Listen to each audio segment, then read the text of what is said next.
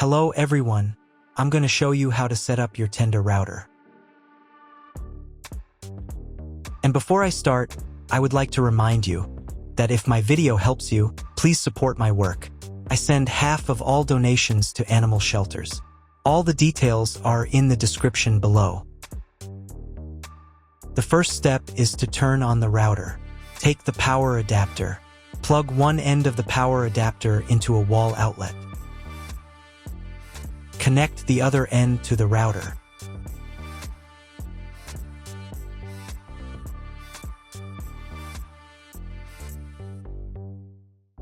When it's powered on, a light will illuminate. It might take a few minutes for the router to fully power up. Next, plug the cable from your broadband provider or modem into the internet port. This port is often called WAN and is usually a different color. Each cable should be inserted until it clicks. Now you should reset the router to its factory settings.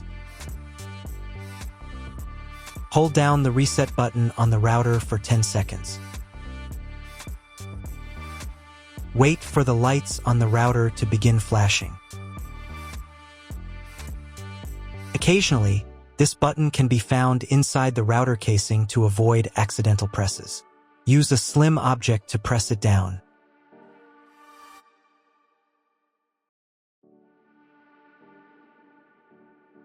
The router will reboot, resetting all the settings to their original factory defaults.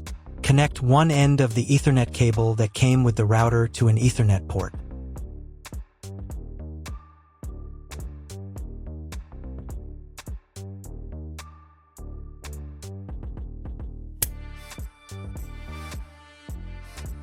Connect the other end to your computer or laptop's Ethernet port.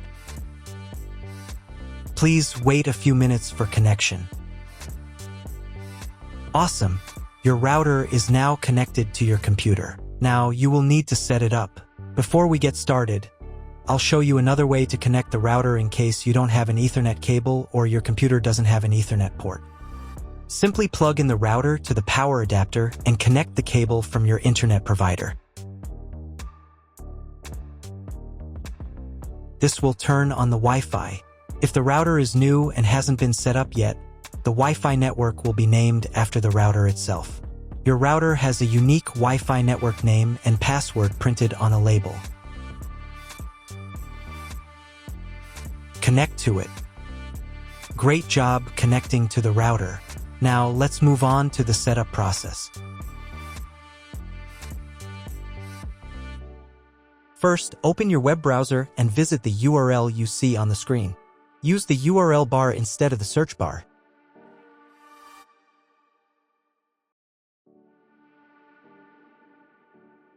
At the beginning, you will see a form with a password.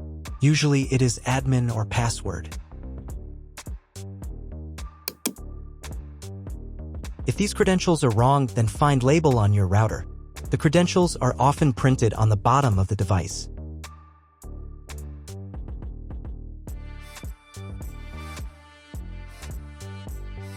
If none of this works, it means that your router has already been configured and someone has changed the login and password.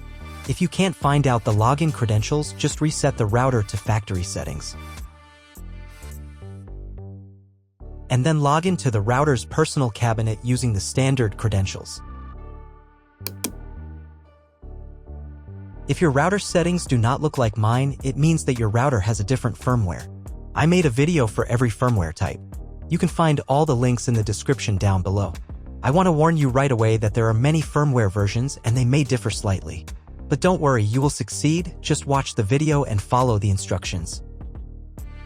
So, at the very beginning, you will see the setup wizard, which will help you configure your internet connection. First, the router will try to automatically detect your connection type. You can also select your connection type manually.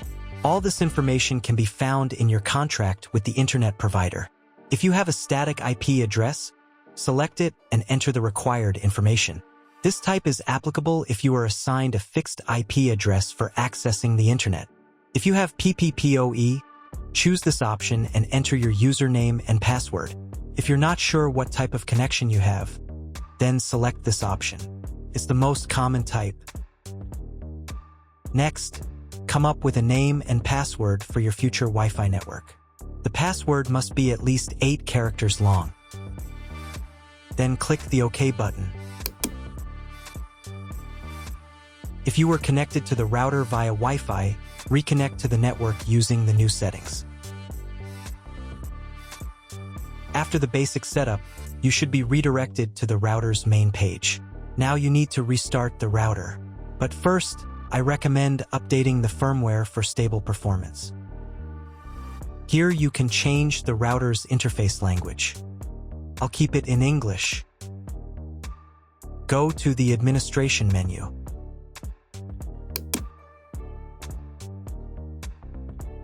Here, click the Online Upgrade button. If a new firmware version is available, update it.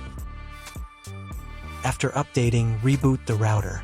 To do this while still in the administration menu, click the Reboot button. Wait a couple of minutes until the router fully restarts.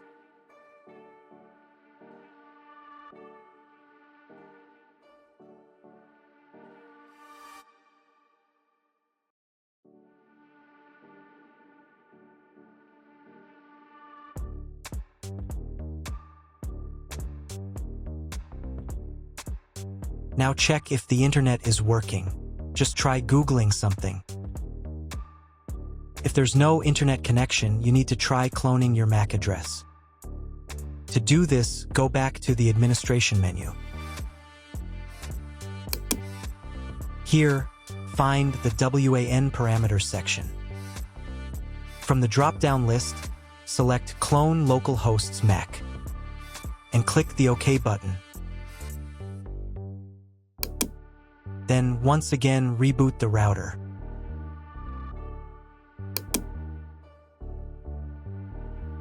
Wait a few minutes for the router to fully power on.